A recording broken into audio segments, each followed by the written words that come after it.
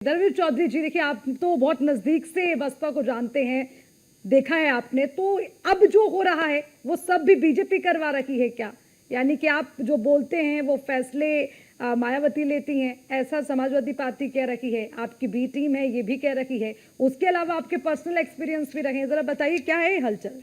देखिए अर्चना जी, वैसे तो मैं अब भारतीय जनता पार्टी का सदस्य हूँ और ये बहुजन समाज पार्टी का एक अंदरूनी मामला है और इस पर बहुजन समाज पार्टी के अंदर का ही कोई व्यक्ति बहुत बेहतर बता सकता है।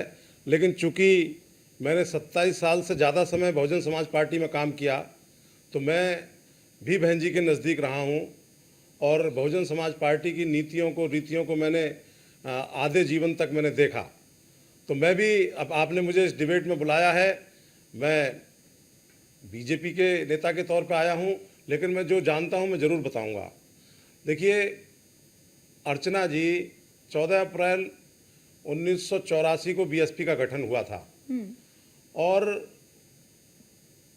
किसी भी कार्यकर्ता को, मिशनरी कार्यकर्ता को परिपक्व होने में, बनने में, जिसे आप नेता कहते हैं, कम से कम 20-22 साल का समय लगता है।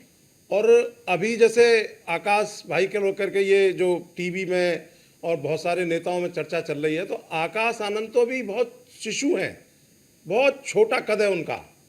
बहन कुमारी मायावती जी 4-4 बार इस प्रदेश की सीएम रही, वो बड़ी नेता हैं।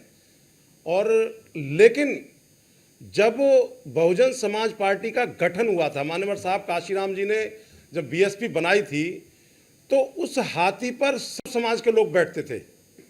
अभी अग्नोती साहब बता रहे थे कि सर्व समाज के लोगों ने इस बहुजन समाज के कारवां को आगे बढ़ाया था और गांव, गरीब, दलितों ने अपने पूरे ताकत के साथ में ये कारवां खड़ा किया था। मैं एक प्रकरण भी बताना चाहूँगा। मुझे याद है कि ठंड के दिन थे और मान्यवर साहब काशीराम जी पर गर्म कपड़े नहीं थे और पैसे भी नहीं थे।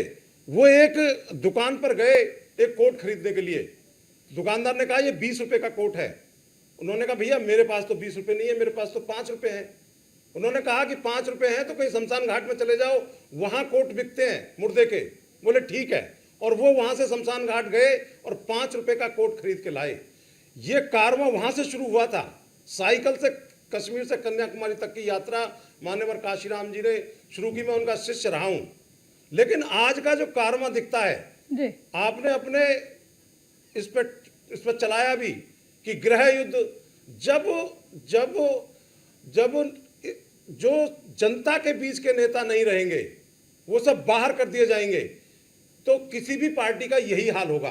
तो लेकिन बीजेपी ने तो दरवाजे खोल दिए ना। समाजवादी पार्टी तो कह रही है आपकी बी टीम है। नहीं, ये समाजवादी पार्टी वाले तो गाल बजाने का काम करते हैं।